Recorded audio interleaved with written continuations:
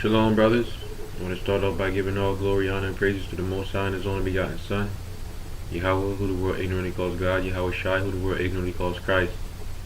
Double honors to the elders and the apostles of Great Millstone, GMS. Alright. Ruel. At Ruel. Wake up to a child of Israel, so-called Native Americans, Latinos, and Negroes. Double honors and double shalom to all the Akims out there doing this work in truth and in sincerity. Just a friend of the prophets here, or trying to be. I want to get into a lesson. Spiritual powers, right? Spiritual powers.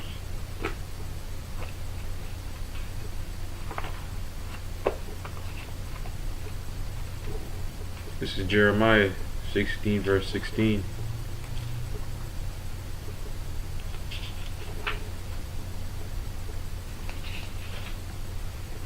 It says, "Behold, I will send for many fishers, saith the Lord, and they shall fish them." Now, the brothers out there on the highways and the byways, that's what they're doing. They're fishers. The Lord sent for those men, and they're fishing. They're using, that's how you fish. These words are the bait. All right, and you're trying to get the elect men hooked on the word.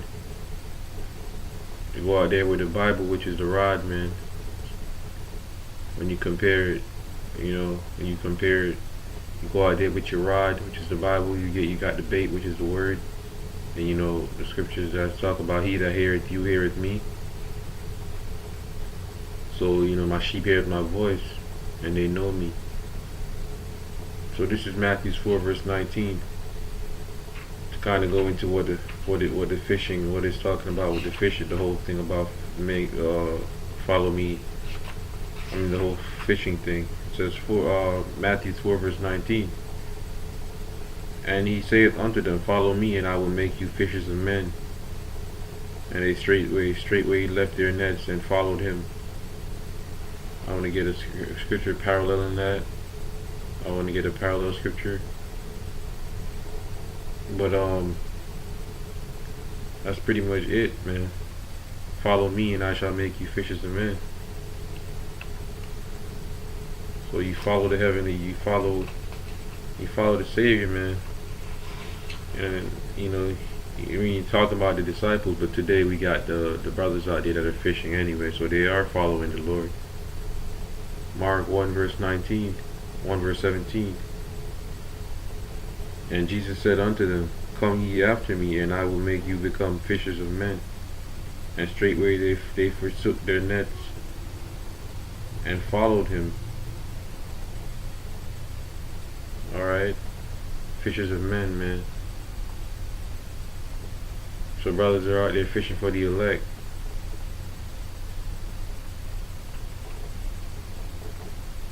This is Isaiah 59 verse 19.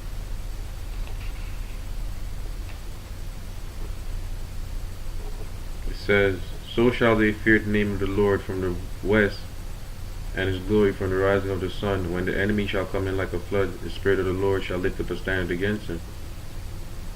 Spirit of the Lord, man. Because I did a video once about the different men in the Bible, that every time when they went to war, I would say that the Spirit of the Lord came upon them. A lot of different men, the Spirit of the Lord came upon them. That's how they were able to do all those things that they were able to do.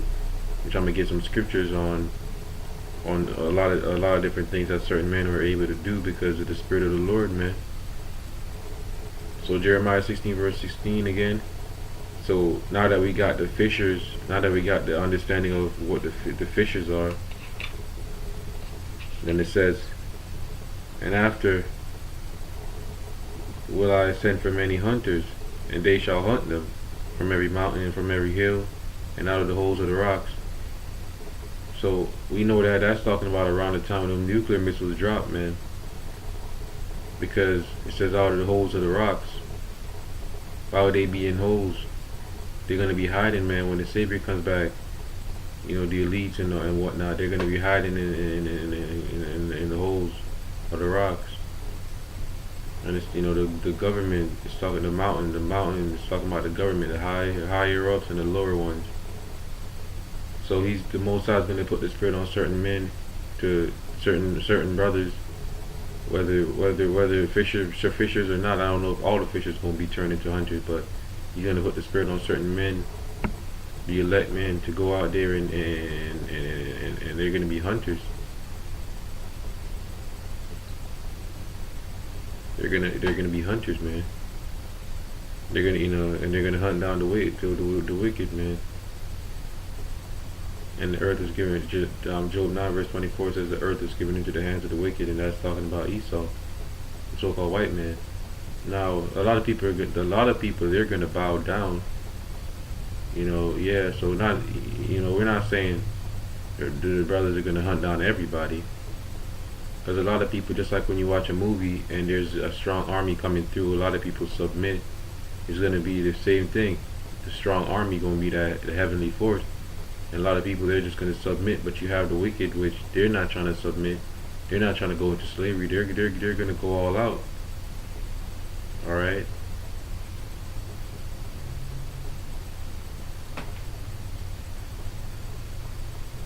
So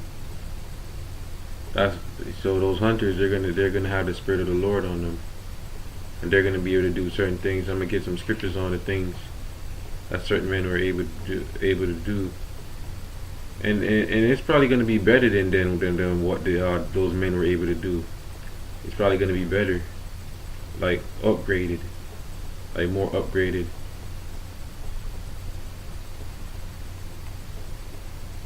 And they will be invincible, I think. At least I think they will be invincible. At least just invincible to the evil people, to evil. But we know the Most High wouldn't give anybody that much power above him. But 2 Samuel 1 verse 23. Saul and Jonathan were lovely and pleasant in their lives, and in their death. They were not divided. They were swifter than eagles. They were stronger than lions. Alright, they were swifter than eagles. They were stronger than lions.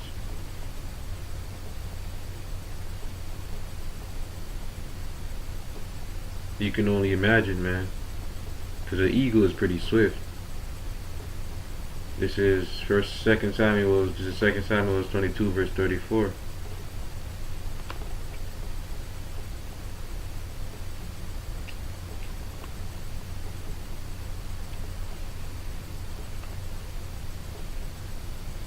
He maketh my feet like hinds' feet, and setteth me upon my high places.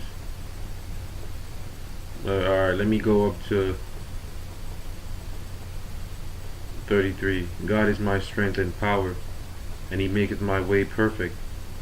He maketh my feet like hinds' feet, and hinds are pretty fast, man, and setteth me upon my high places. I'm not saying that's how fast. I'm saying they're gonna probably be able to go faster than that. Cause that was then, man. This is gonna be a new time. I mean, there's nothing new under the sun, but this is gonna be like a new type of a new generation of powers, man. Like it's probably gonna be way more faster than a hind. He teaches my hands to war, so that a bow of steel is broken by mine arms. Thou hast also given me the shield of thy salvation. A bow of steel, man, broken by his arms. Alright?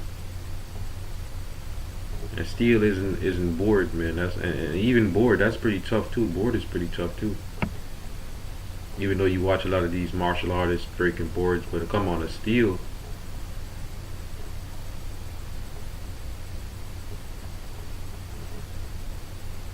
Thou hast also given me the shield of thy salvation, and thy gentleness hath made me great.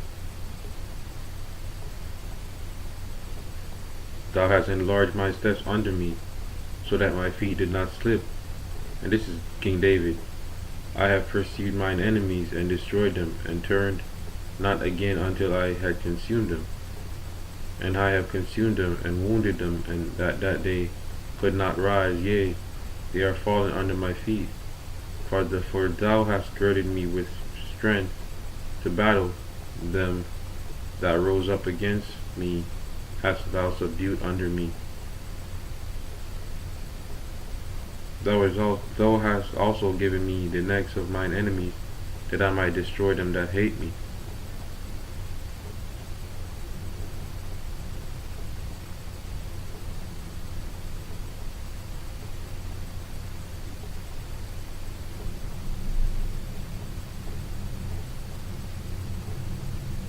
They looked, but there was none to save, even unto the Lord, but he answered them not.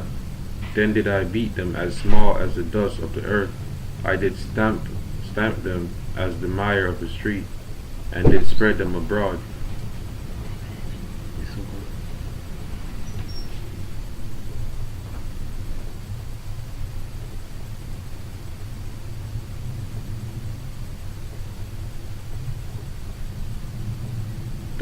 Thou also hast delivered me from the strivings of my people, that has kept me to be head of them. A people which I knew not shall serve me. Strangers shall submit themselves unto me. As soon as they hear, they shall be obedient unto me. They shall be afraid out of their closed places. The Lord liveth, and blessed be my rock, and exalted be the God of the rock of my salvation. It is God that avengeth me, and bringeth down the people under me, and that bringeth me forth from mine enemies. Thou also hast lifted me up on high above them that rose up against me, that thou hast delivered me from the violent men. Therefore I will give thanks unto thee, O Lord, among the heathen, and I will sing praises unto thy name. He is the tower of my salvation. He is the tower of salvation for his king, and showeth mercy to his anointed, unto David and to his seed forevermore. All right, man. But the point is, man, how he was able to break us a bow of steel, spiritual powers. 1 Samuel 17, verse 35.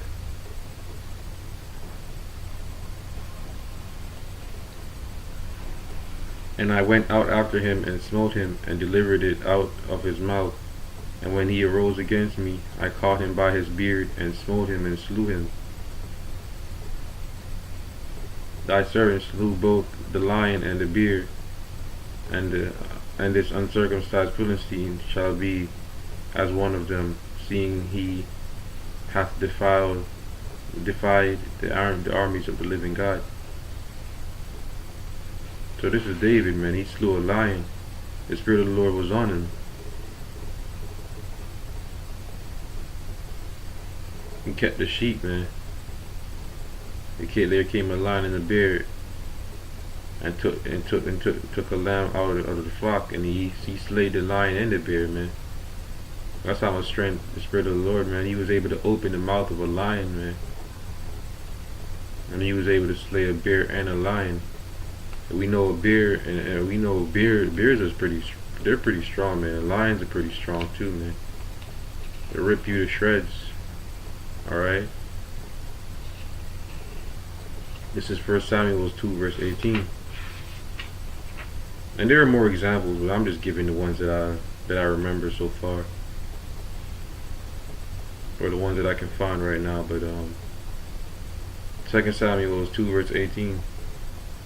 But Samuel ministered before the Lord, being a child, girded with a linen ephod.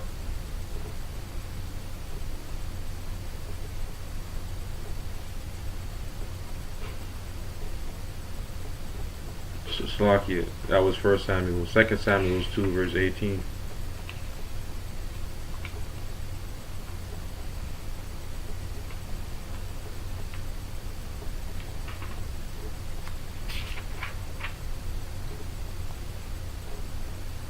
And there were 3 sons of Zeruiah, Zeruiah there, Joab and Abishai, and Asael. And Asael was light of foot as a wild roe. You see how it compares them to animals? Because certain animals can do certain things, they have certain characteristics about them. And the Spirit of the Lord can make you do those certain things, man. Like how right here he's being compared. Asael was as light of foot as a wild roe.